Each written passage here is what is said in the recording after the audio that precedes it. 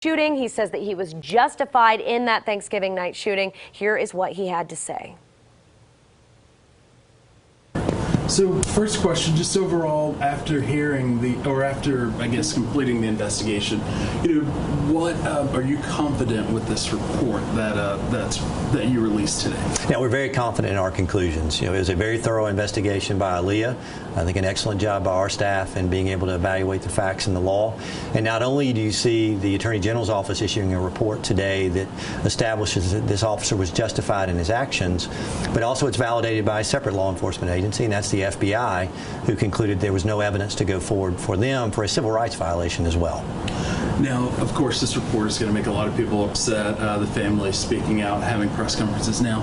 And they're also calling for protests, essentially, like we've never seen before. What advice do you have for the public, the city of Hoover, and Aaliyah? My advice for anybody, first of all, is to read the report so that folks can understand what we looked at, what the true facts were, and why the decision was made. Beyond that, obviously there is a right for people to be able to protest in this country. I wouldn't say anything at all to dissuade somebody from doing that, but we also want it done responsibly without damage to property or other threats that are made to other people. But what I do believe is if people have an opportunity to review the video along with the report, they'll understand the reason why we reached and the FBI reached the same conclusion. What message does this send to, of course this could happen again, what message does this send to individuals that are involved in this case? I don't know if there's any message that's sent from this report other than these are the facts of this case and these are the conclusions that we've drawn.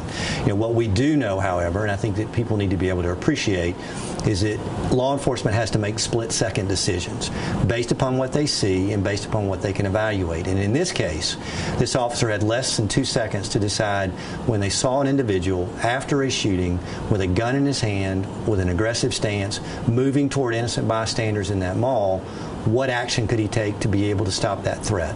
And we believe that he acted reasonably here. But a lot of that same question came up during the press conference. Some were saying that there wasn't a verbal command, which a lot of people say is standard in those types of situations. But you said that there's you have a split second, to make a decision. Verbal commands in this case actually were disputed. We had 2 witnesses who said, in fact, they heard the officer speak. The officer said they didn't recall being able to say it. But yet that alone was not a determinant factor here. What we did look at is both as shown on the video as well as what the officer's statement demonstrated was the fact that you had an individual who chambered around, who was pointing toward the direction of those that were otherwise innocent bystanders to this particular event, and that he was moving directly toward them. And this officer had to decide, based on his training, what he should do. And we believe, again, that he acted here responsibly.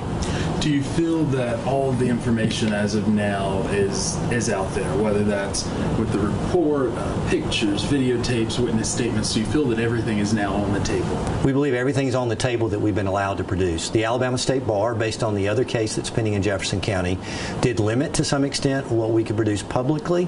But one of the things that we decided to do early on is if we believe that there was not probable cause that a crime was committed, and in fact that's the decision we made, let's be as transparent as possible. And so what we produced is not only a lengthy report going second by second through what happened here, through an analysis of the law and our ethical obligation in producing the facts relating to this, is that we've given the people of Alabama an opportunity to see in an unprecedented way how we made this decision and why. And we believe that's the appropriate way to go forward.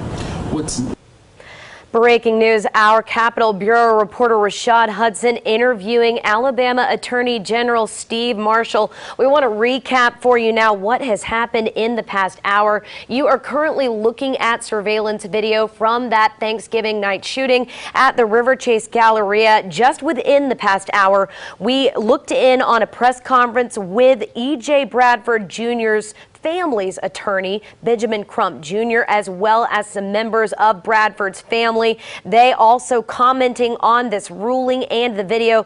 Crump telling our reporter just within the past hour that E.J. Bradford's life matters and that they believe that the Attorney General's decision in this case was not acceptable. He says that they can anticipate that the community is going to be outraged when they see the video for themselves. He is also warning for the community to get ready for reaction to to the release of both this report and the video. Crump going on to say that they are accusing the Attorney General of trying to protect the officer. We are going to continue.